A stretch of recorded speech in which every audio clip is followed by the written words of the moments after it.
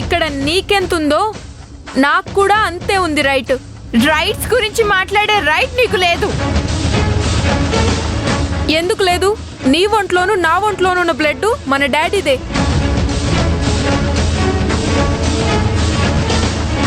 అర్థమైందా? అర్థం కాకపోతే వెళ్ళి మీ మమ్మీని అడుగు. వైషు, భూమి, ఏంటే నోర్లేస్తుంది? దాని మీదకి ఎగురుతున్నావేంటి? నా తప్పేం లేదు. కావాలని తనే నాతో గొడవకి దిగింది. అందుకని చిన్న పెద్ద తేడా లేకుండా నువ్వు కూడా మీ అమ్మలాగా రౌడీలా విరుచుకు పడతావా? మా అమ్మేం రౌడీ కాదు, మీరే రౌడీలు, ఆడ రౌడీలు. ఏం కూసావే? ఇంకొకసారి భూమి జోలికొస్తే జాగ్రత్త. చూసింది చాలు, నోరు మూసుకొని లోపలికి పో.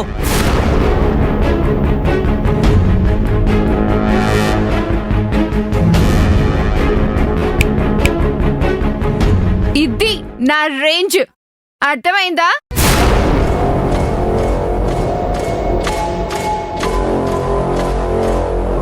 ఈ ఇంటికి పెద్ద మనవరాలి నేను, పెద్ద కోడలు మా మమ్మీ. నెంబర్ 1 ఎప్పుడు ముందే, నెంబర్ 2 ఎప్పుడు ఆ తర్వాతే. అండర్స్టాండ్?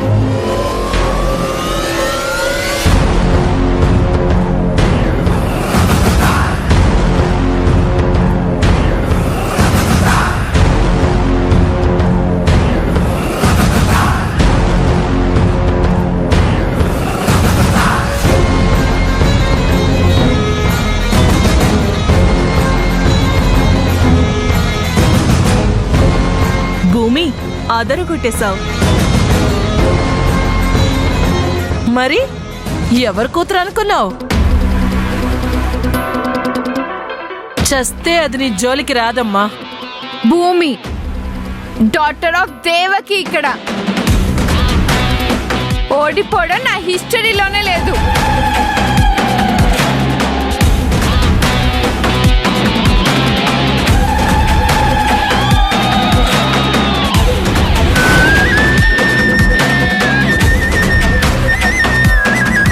అమ్మో అమ్మో దేవకి, 100% భూమి నేను తీసిపోదు. అబ్బో, ఆ మాటల్లో ధీమా, ఆ స్పీడు, ఆ దూకుడు, నువ్వన్నట్టు నిజంగా నీ కూతురు నీ సైన్యమే. 1 మ్యాన్ ఆర్మీ లాంటిదనుకో. దేవకి, నీ ట్రైనింగ్ లో నీ కూతురు పర్ఫెక్ట్ గా రెడీ అయింది. నీకు రెండింతల ఫైర్ కనిపిస్తుంది దాని కళ్ళల్లో. తెలుసు, నా కూతురే నా ట్రంప్ కార్డ్ అని నాకు ముందే తెలుసు.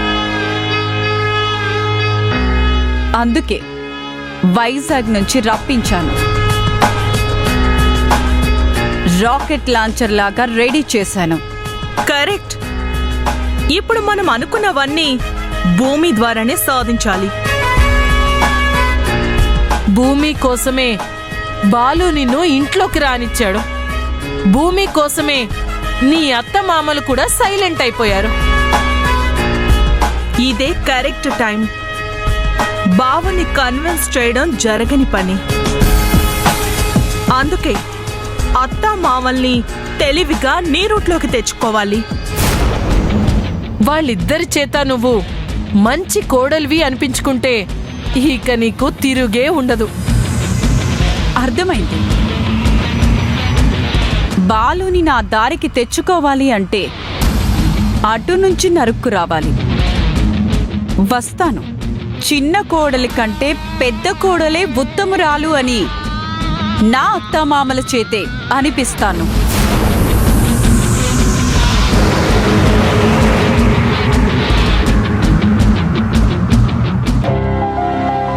యశు, యశు, ఆఫీస్కి టైం అవుతోంది. యశు యశు, నా వ్యాలెట్ ఎక్కడుంది? ఇక్కడే ఉంది కదా, కనిపించలేదా? ఓ, నువ్వు నా కళ్ళ ముందుంటే నాకింకేది కనిపించదు. హే, అరే. ఏమండి?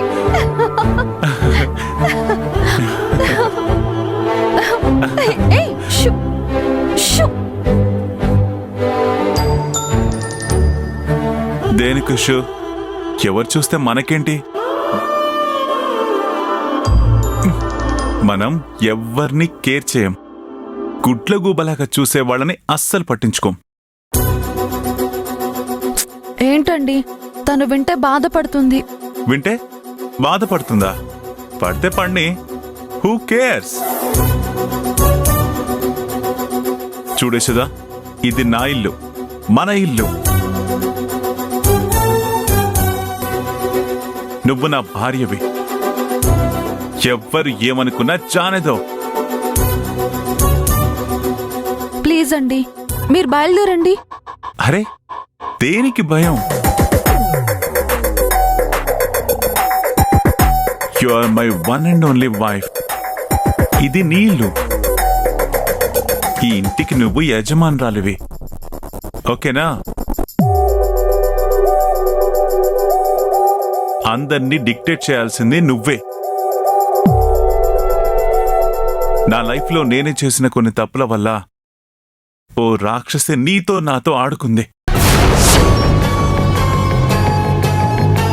తన బుద్ధి చూపించి ఎగిరి తన్నాలనుకుని బోర్లా పడింది. Tit for tat. ఇప్పుడు గేమ్ మొదలవుతుంది. చెప్పడం మర్చిపోయాను, ఈ రోజు నుంచి పని మనిషి రాదు. రాదా? ఎందుకు? ఎందుకేంటి, నేనే తీసేశాను. ఆల్రెడీ ఈ ఇంట్లోకి ఒక కొత్త పని మనిషి చేరింది కదా. ఇక మీద పనులన్నీ దాని చేత చేయించు.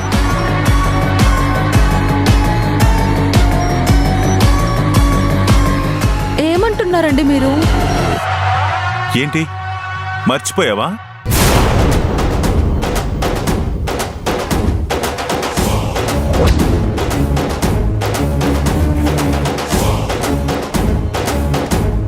ఓకే అని ఇంట్లోకి అడుగు పెట్టింది అంటే పని మనిషేగా. తిని తొంగకుండా పనులన్నీ చేయించు.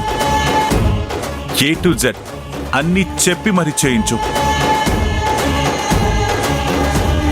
ఫ్లోరింగ్ రోజు క్లీన్ గా మెరిసిపోవాలి. బట్టలు తళతళలాడిపోవాలి. అంట్ల గిన్నెలు పరిశుభ్రంగా ఉండాలి. ఇవన్నీ చేస్తేనే ఫుడ్, లేకపోతే కట్. అర్థమైందా? అర్థమైంది. గుడ్. యశోదా, బాయ్, వెళ్ళొస్తాను.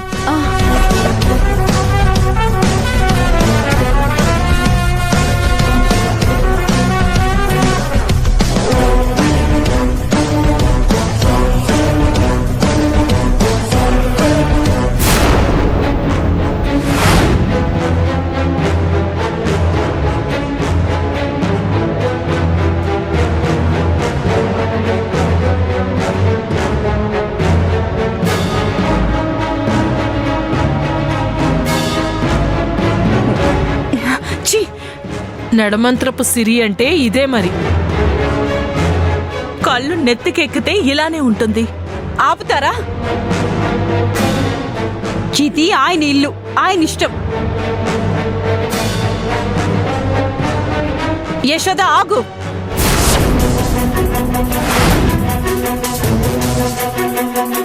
ఆ ఉతకాల్సిన బట్టలన్నీ ఇవ్వు. నీకెందుకు దేవకి? ఇప్పుడేగా నా మొగుడు గారు నేను పని మనిషిని అని మళ్ళీ గుర్తు చేశాడు. చెయ్యాల్సిన పనుల లిస్టును కూడా చెప్పారు కదా. పని మనిషి నుంచి భార్యగా ప్రమోషన్ రావాలంటే చెప్పిన పనులన్నీ చేయాలి కదా.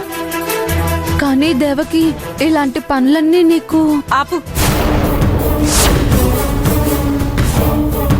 అలవాటు చేసుకుంటాను. నా భర్త ప్రేమని పొందడానికి నేను ఎన్ని కష్టాలైనా పడ్డానికి రెడీగా ఉన్నాను. వద్దు దేవకి,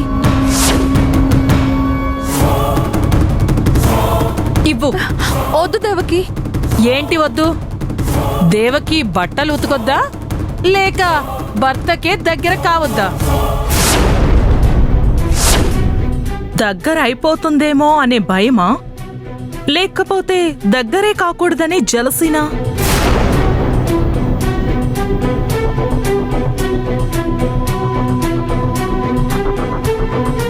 దేవకి, నా మనసులో ఎలాంటి నెగటివ్ ఆలోచనలు లేవు. ఆయన తిరిగొచ్చారు, నాకంతే చాలు. పద, ఏ పనైనా ఇద్దరం కలిసి చేద్దాం. ఏంటి, పనులన్నీ పంచుకోవడంతో పాటు మొగుణ్ణి కూడా పంచుకుందాం అనుకుంటున్నావా?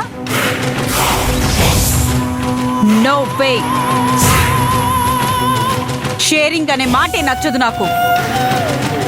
కష్టమైన నాకే, ఇష్టమైన మొగుడు నాకే.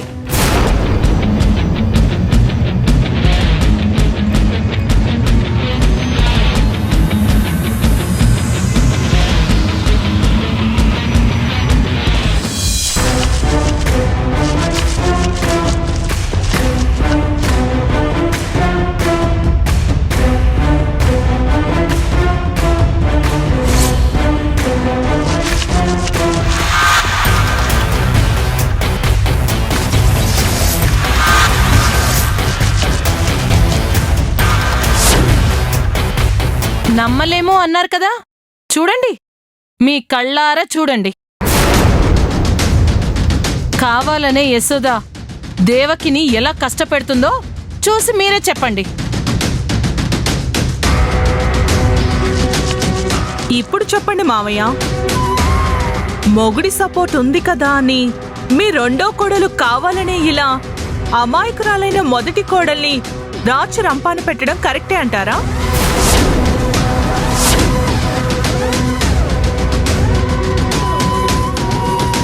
పాపం, కోట్లకు అధిపతైన నాగేంద్ర గారి ఒక్కగానొక్క కూతురు. కోరి కోరి మన బాలుని పెళ్లి చేసుకున్నందుకు పని మనిషిగా మారుస్తుందా ఆ యశోద?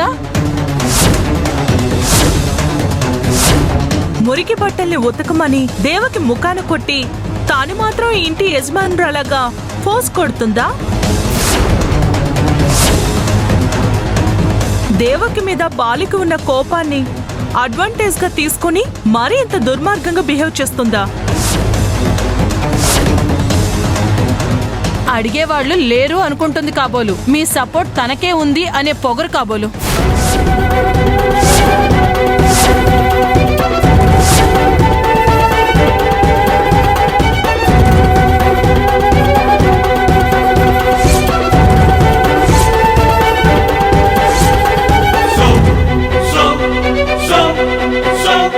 దేవకి, ఈ పనులన్నీ నువ్వెందుకు చేస్తున్నావు? అసలు నిన్నెవరు చేయమన్నారు?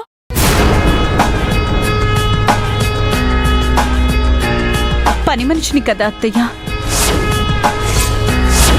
4 ముద్దలు తినాలంటే చెప్పిన పనులన్నీ చేసి తీరాలి కదా.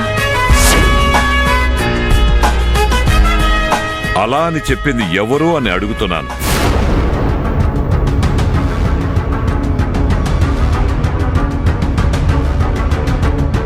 చూసావా మామయ్య, దేవకి మంచిది కాబట్టి యశోదే ఇవన్నీ చేయమని చెప్పినా ఆ మాట మాత్రం చెప్పకుండా సైలెంట్ గా ఉంది.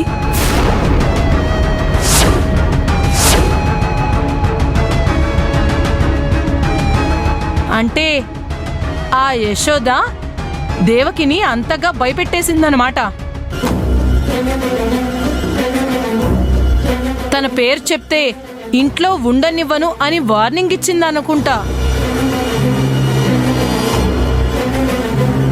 ఏమ్మా, నిజమేనా?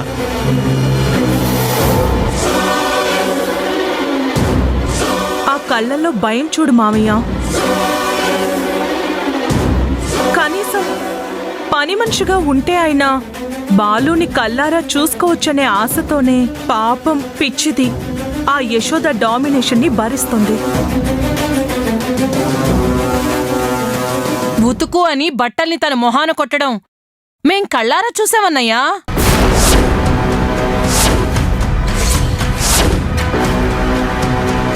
సంజు, వెళ్ళి యశోదని పిలుచుకురా.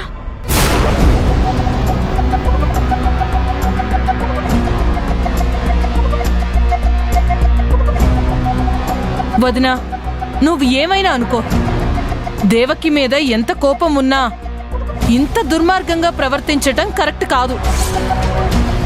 వస్తుందిగా, రాని, ఇప్పుడే తేల్చేస్తాను. అత్తయ్య వద్దు, నాకు ఈ మాత్రం నిలవ నీడ కూడా లేకుండా చేయకండి ప్లీజ్, మీకు దండం పెడతాను.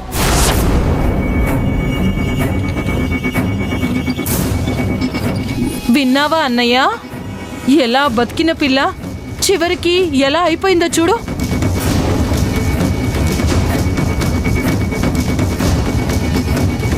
యశోద పేరు చెప్తేనే హడలిపోతుంది.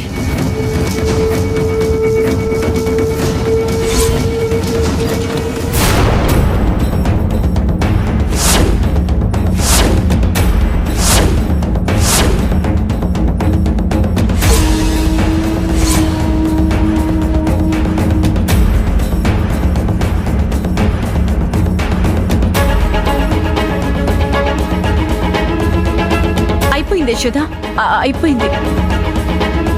బట్టలు ఉతకగానే వంట మొదలు పెట్టేస్తాను.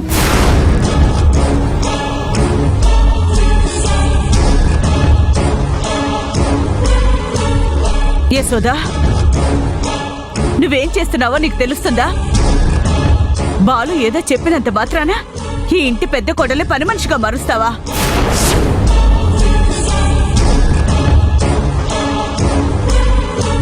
ఇందులో యశోద తప్పేం లేదు, నా తలరాత అంతే. అయినా మన ఇంట్లో పని మనం చేసుకుంటే తప్పేముంది?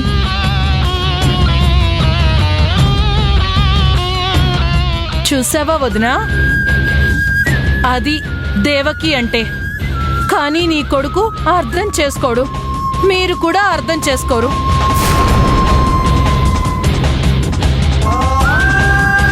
పిన్ని గారు ప్లీజ్, నా కోసం ఎవరు వాదించనక్కర్లేదు. నా బాధని వినకుండానే నా భర్త నాకు శిక్షను విధించాడు.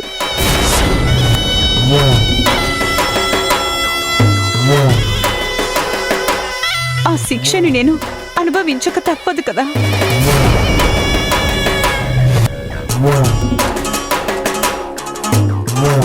యశోదా, ఏంటమ్మా ఇది? మగవాడు తొందరపడితే ఆడవాళ్ల సహనంతో ఓర్పుతో దారికి తెచ్చుకోవాలి కాని అక్క చెల్లెళ్లా ఉండాల్సిన మీరిద్దరూ పంతానికి పోతే ఎవరికమ్మా నష్టం?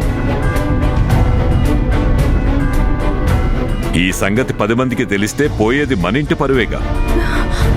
అది కాదు మావయ్య, నేను వద్దు, ఇంకేం చెప్పొద్దు. చేతిగాజులు చూపించడానికి అర్థం అక్కర్లేదు. చేసిన పనిని వివరించడానికి వాదనలు అక్కర్లేదు. బాలు మనసులో ఏముందనేది నాకు అనవసరం.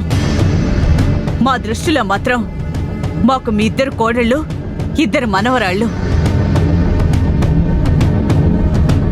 ఎవరు ఎక్కువ ఎవరు తక్కువ అనే తేడా మాకు లేదు.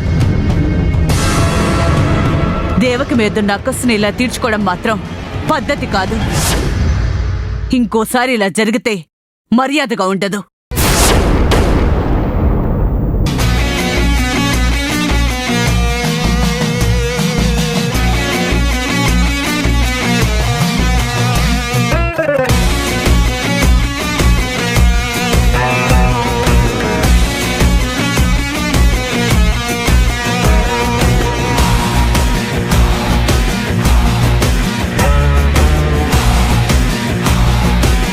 ఒట్టు యశోద, నేను నీ పేరేం చెప్పలేదు. అత్తయ్య వాళ్ళే నిన్ను అపార్థం చేసుకున్నారు. పర్వాలేదు, అన్నది అత్తయ్య వాళ్లే కదా, నిజమేంటో వాళ్ళకే తెలుస్తుంది.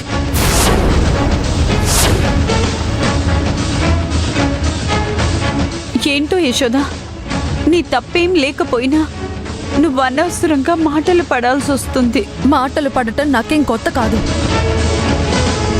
కొత్తగా కనిపిస్తుంది వాళ్ళ మాటలు కాదు.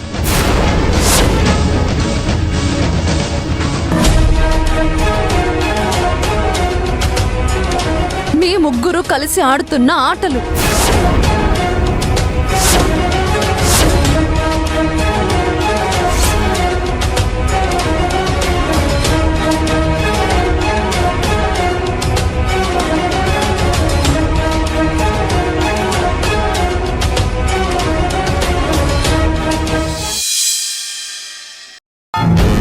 దేవకి, దేవకి, బయటికి రా.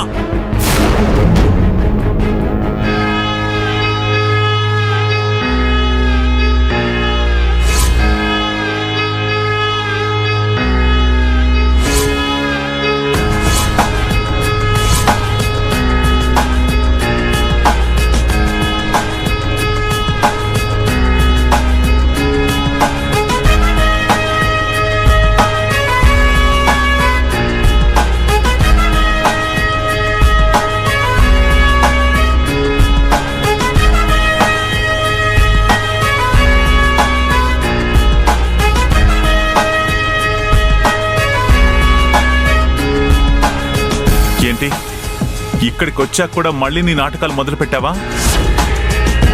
కుక్కతో ఒక వంకర అన్నట్టు నీ బుద్ధి ఇప్పటికీ మార్చుకోవా?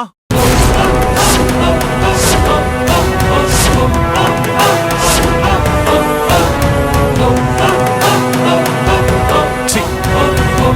దేవత లాంటి యశోద మీద అన్యాయంగా నిందలు వేస్తావా?